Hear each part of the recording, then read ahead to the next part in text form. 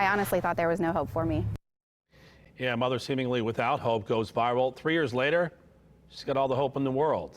This is a story you only see here on News 8. The woman's name is Erica Hurt. That first photo you saw there showed her overdosed behind the wheel. Her 10-month-old son was in the back at the time, but now they have a very different story to tell. WISH TV's Dan Klein met up with Erica and her son Parker and the photographer who took a new photo, which is now going viral. Yeah, for all the right reasons. In fact, she tells me that that first photo was one of the motivating factors to get her clean and sober. So a very cool story, but there's still some mixed emotions.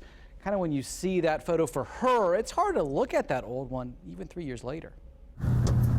For Erica Hurt, it's an evening trip to the playground with her son that probably nobody would have thought possible almost exactly 3 years ago. Her absolute worst moment caught on camera, needle in hand in the front seat, a 10-month-old baby in the back. It was October 22nd.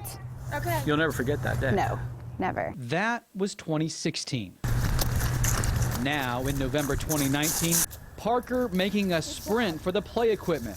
This time, it's different. Instead of motionless in the driver's seat, Erica is all over the place trying to keep up with her son. He was turning 4 next month. She's been clean for 3 years now, ever since that fateful day. For me, I can see my emotional pain, like I can physically see it. Most people would say that's probably the worst photo you've ever taken. Yes, I agree.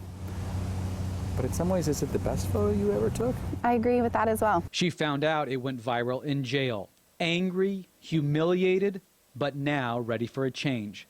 Motivated by her son first of all, then the support which came pouring in from strangers. A parking lot picked at random in her hometown of Hope, turning into her place of salvation. Good job. Do you feel lucky? I do.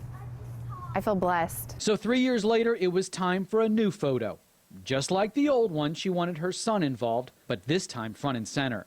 It was friend and photographer Allie Keel who thought up his sign, and now I get to have my mommy, made by another Columbus designer, Keywords Co. I can only imagine the fight every single day, even now, 3 years later. It's no surprise Erica is a passionate advocate of Narcan and was worried some photographers might want to steer clear of the controversy. Keel has relatives who struggle with addiction. We have all seen the vicious cycle, and this is the only way to kind of put a stop to it for Parker, so I'm excited for him. So 3 years later, mother and son are at the park, blessed with the chance to rebuild that bond. So it's amazing. And when they go home to Bartholomew County, to that little town which now seems appropriately named Hope, for them it's a word with much deeper meaning these days. I don't think it's any coincidence that I live in hope and now I'm spreading so much hope. So that's pretty cool.